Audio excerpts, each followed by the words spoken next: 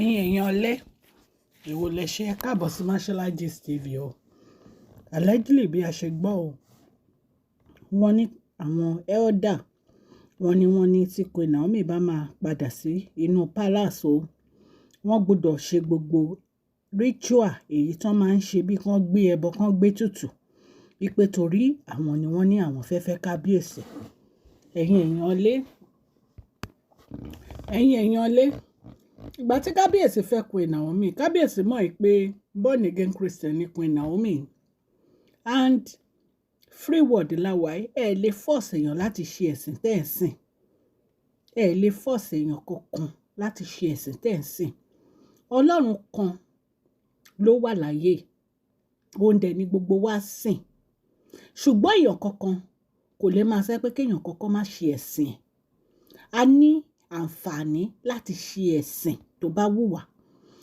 Nǹkan tó mú Queen Naomi pinnu láti má ṣe ẹ̀sìn tiyín kò dí yín lọ́wọ́, kò ní kẹ́ ẹ má ṣe é. Ó fi yín sílẹ̀ kẹ́ ẹ ṣe nǹkan tó wù yín. Ẹ̀yin náà ẹ ní láti force láti ṣe nǹkan tí ò fẹ́ ṣe. Ṣó ti yé yín? Ọba tó fẹ́, kábíyèsí tó fẹ́, wọ́n mọ̀ pé ẹ̀sìn ẹ̀ ní kó tó dé pé wọ́n fẹ́ sínú palace. Ẹ̀yin èèyàn lé gist tèmi nìyẹn. Tó bá jẹ́ ìgbà àkọ́kọ́ ní tẹ́ ń darapọ̀ mọ́ Mashola Gist TV, èmi ọmọ yín Mashola, mo kí yín káàbọ̀ sí Mashola Gist TV. Orúkọ mi ò yí padà. À ń sọ̀rọ̀ nípa celebrity gist, royal gist, politics àti gbogbo nǹkan tó ń ṣẹlẹ̀ ní agbègbè orílẹ̀-èdè bàbá wa ní ilẹ̀ Nàìjíríà. À ń sọ Yorùbá lórí channel yìí nítorí pé a fẹ́ gbàgbé àṣà àti èdè wa. À ń sọ fún àǹfààní àwọn tí wọn ò gbọ́ Gẹ̀ẹ́sì.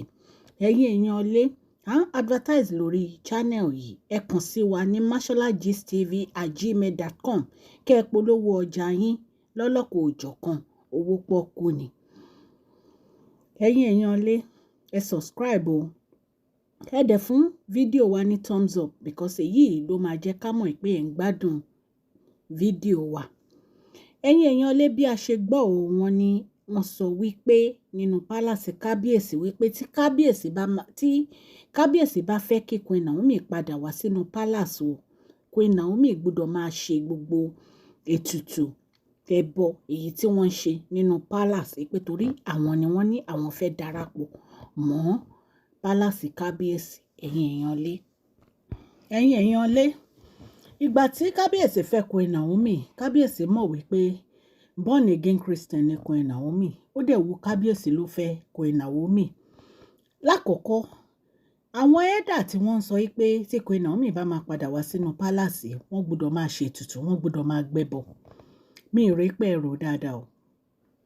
Nǹkan tẹ́ ẹ dẹ̀ sọ yìí kò yẹ kẹ́ ẹ sọ, nítorí wípé ẹ̀yin kọ́ lẹ fẹ́ Queen Naomi. Ìwọ̀nba lèèyàn máa ń dá sí ọ̀rọ̀ ọkọ àti ìyàwó. Fífẹ́ ìyàwó kò kún ọba láti pàṣẹ sí relationship wọn. Nǹkan tó yẹ kẹ́ ẹ mójútó ni ilé Ifẹ̀ àti bí kábíyèsí ṣe máa jọba lórí ilé Ifẹ̀. Kò yẹ kẹ́ ẹ máa dá sí ọ̀rọ̀ ìfẹ́ kábíyèsí àti Queen Naomi, nítorí pé kábíyèsí ò dá sọ́rọ̀ ìfẹ́ tiyín nínú ilé yín. Ẹ fi Queen Naomi àti kábíyèsí sílẹ̀. Ó wu kábíyèsí ni kábíyèsí fẹ́ wọn. Ẹ̀yin kọ́ lẹ máa fẹ́ pé kí Queen Naomi wá máa gbẹ́bọ. Ẹ̀yin kọ́ lẹ máa ní kán wá máa gbé tutù. Allegedly bá ṣe gbọ́ o. Tí Queen Naomi tán decide láti jẹ́ Christian, wọ́n decide láti jẹ́ Christian. Kábíyèsí tó ń gbé ètùtù, tó ń gbẹ́bọ, tó ń ṣe traditionalist, ó wù wọ́n láti ṣe traditionalist ni. Queen Naomi ò dẹ̀ dí wọn lọ́wọ́ wípé kán má ṣe ẹ̀sìn wọn. Queen Naomi ò dí èèyàn kankan lọ́wọ́ nínú palace wípé kẹ́ ẹ má ṣe ẹ̀sìn yín. Ìgbà tí Queen Naomi ò ti dí yín lọ́wọ́ wípé kẹ́ ẹ má ṣe ẹ̀sìn yín, ẹ̀yin náà ò lè dí Queen Naomi lọ́wọ́ wípé kí wọ́n má ṣe ẹ̀sìn wọn. Bó ṣe yẹ kó rí nìyẹn. Oníkálukú ó ní right láti ṣe ẹ̀sìn tó bá wù, nítorí pé àwa la mọ̀ bí a ṣe ń sin Ọlọ́run. Bẹ́yìn náà ṣe ń ṣe ẹ̀sìn yín, ẹ mọ̀ bẹ́ẹ̀ ṣe ń pe Ọlọ́run. Ní àwọn náà tó jẹ́ onígbàgbọ́ mọ̀ bọ́ ṣe ń pe Ọlọ́run. Ní àwọn mùsùlùmí náà ni wọ́n mọ̀ bọ́ ṣe ń pe Ọlọ́run. ẹ má jẹ́ ká dí ẹ̀sìn ẹnikẹ́ni lọ́wọ́ o, ẹ má jẹ́ ká dí lọ́wọ́, nítorí pé Ọlọ́run kan náà ni gbogbo wa ń ké pè, bá a kàn ṣe ń ké pè ló yàtọ̀. Ẹ̀yin èèyàn lé ẹjọ́ nítorí Ọlọ́run, a gbúdọ̀ máa sọ pé èèyàn kan kò sin Ọlọ́run ẹ̀ bó ṣe fẹ́. Ṣó ti yé yín? Ẹ lè wá ní pé tipátipá kan wá máa sin Ọlọ́run tẹ́ ń sìn, kò possible. Ẹ lè ní kan wá máa gbé tutù, ẹ lè ní kan wá máa gbé ritual, nítorí pé àwọn náà mọ nǹkan tó ń fẹ́. Oníkálukú ní life ẹ̀ láti live, ó ní ìgbésí ayé ẹ̀ láti gbé. Kábíyèsí tó fẹ́ Queen Naomi, wọn ò ní Queen Naomi ní àwọn lára, wọn ò ní ó ní àwọn lára. So kí wá ní tẹ̀yìn ẹ̀dá yìí tó jẹ́ pé ọ̀rọ̀ àfíà kábíyèsí àti Queen Naomi lẹ́ máa dá sí lójoojúmọ́? Ẹ fi wọ́n sílẹ̀, jẹ́ kó gbégbèsí ayé wọn. Wàhálà tẹ̀yìn gan ń dá sílẹ̀ nínú pálásì yẹn ló pọ̀ jù. Ẹ jẹ́ ká bá yín sòótọ́ ọ̀rọ̀.